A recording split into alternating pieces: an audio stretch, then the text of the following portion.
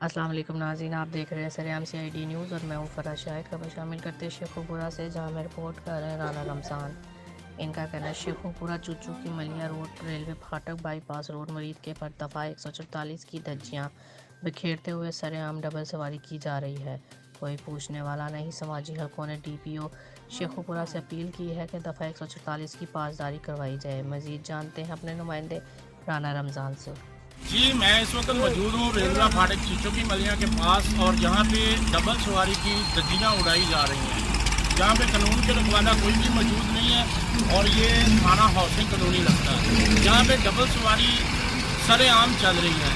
بلکہ یہ ریلوے پھاٹک جو ہے یہ 3-4 گاؤں کو لگتا ہے، یہاں سے یہ مریض کے بائی پاس روڈ بھی نکلتا ہے، اور یہاں پہ قانون کا کوئی رکھوالا موجود نہیں۔ خدا کے لیے میں DPO شیخوپورہ سے اپیل کروں گا کہ یہاں پہ کوئی آفیسر تعینات کیا جائے جو مہم چل رہی ہے کرونا وائرس کے حوالے، اس کے آرڈر پہ عمل کیا جائے۔ جی شکریہ۔